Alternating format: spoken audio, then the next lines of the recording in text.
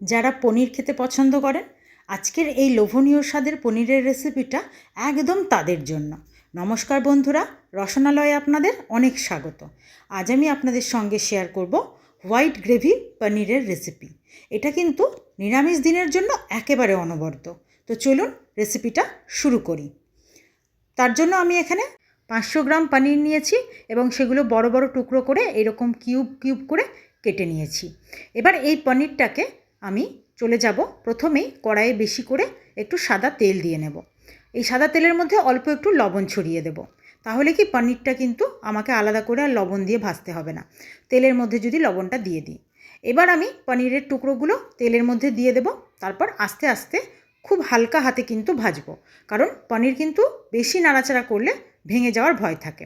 তো হালকা দেখুন রঙটা ধরতে শুরু করেছে, এই রকম হালকা রং ধরবে, আর তখন আস্তে আস্তে নাড়াচাড়া করে পনিরগুলোকে আমি ভেজে তুলব।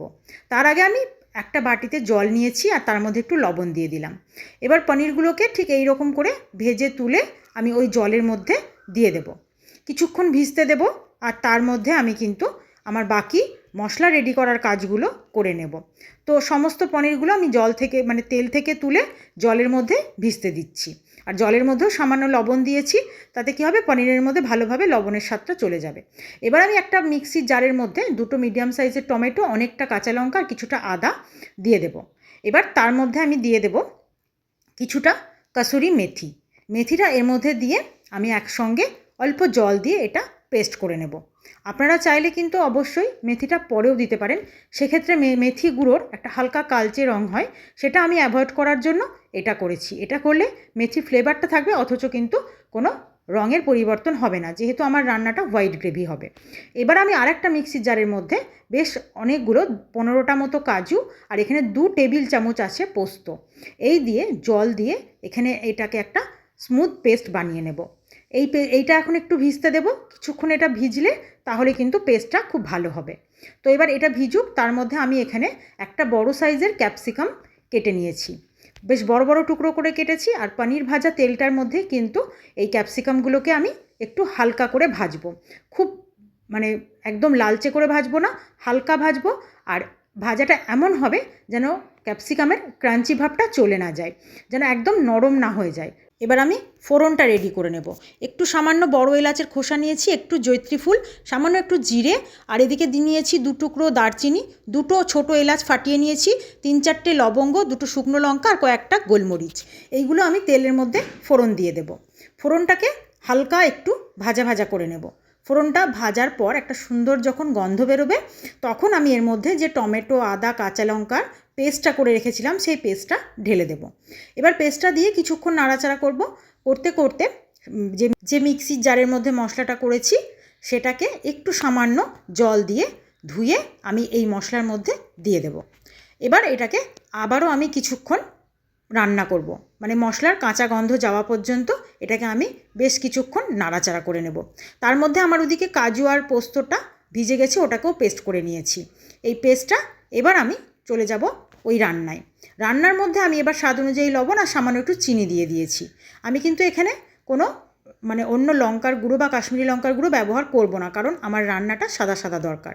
এবার আমি এর মধ্যে কাজু আর পোস্তর পেস্টটা ঢেলে দেব। যখন এইটা ঢেলে দেওয়ার পর বেশ এবার আমাকে হালকা হাতে রান্নাটা করব।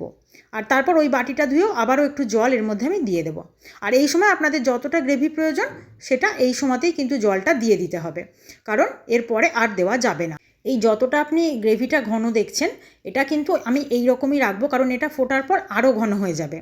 তাই এবার আমি এর মধ্যে দেখুন ফুটে ওঠা মাত্রই কিন্তু যে ক্যাপসিকামটা ভেজে রেখেছিলাম ওটা দিয়ে দিলাম। আর দিয়ে দেবো এখানে আমি প্রায় 100 ml মতো দুধ ফুটিয়ে ঠান্ডা করে রেখেছিলাম। আমার এখানে ঘরের যে নর্মাল গরুর দুধ তাই ছিল, আপনারা চাইলে প্যাকেটের দুধও দিতে পারেন বা পাউডার দুধ গুলেও সেটাও এর মধ্যে ব্যবহার করতে পারেন। এটা দেওয়ার একমাত্র স্বাদটা একটু ভালো হবে, সঙ্গে রঙটা আরও বেশি সাদা হবে। এবার ওর মধ্যে আমি যে জলে ভেজানো পনিরগুলো ছিল সেই পনিরগুলো আমি এখান থেকে তুলে তুলে এই গ্রেভির মধ্যে দিয়ে দেব। গ্রেভিটা বেশ ঘন হয়ে এসছে, এবার আমি পনিরটা এর মধ্যে ভালোভাবে মিশিয়ে দেব। নতুন পুরনো সকল বন্ধুকে আমার চ্যানেলে স্বাগত জানিয়ে যে সকল বন্ধুরা নিয়মিত আমার ভিডিও দেখছেন, আমার পাশে আছেন, তাদেরকে আমার অসংখ্য ধন্যবাদ। আর যে সকল বন্ধুরা আজকেই হয়তো আমার ভিডিও প্রথম দেখছেন, এখনও চ্যানেলটি সাবস্ক্রাইব করা হয়নি, তারা প্লিজ চ্যানেলটি সাবস্ক্রাইব করে পাশে থাকা বেল আইকনটি প্রেস করে দেবেন। নতুন নতুন ভিডিও নোটিফিকেশান সব আগে আপনাদের কাছে পৌঁছে যাবে। আর যে সকল বন্ধুরা আজ ফেসবুক পেজ থেকে আমার ভিডিওটি দেখছেন, তারা অবশ্যই পেজটি ফলো করে দেবেন এরকম সুন্দর সুন্দর রেসিপি পাওয়ার জন্য। এবার আমি এর মধ্যে 1 চামচ ঘি দিয়ে দিলাম। আর দেখছেন গ্রেভিটা সুন্দর ঘন হয়ে গেছে।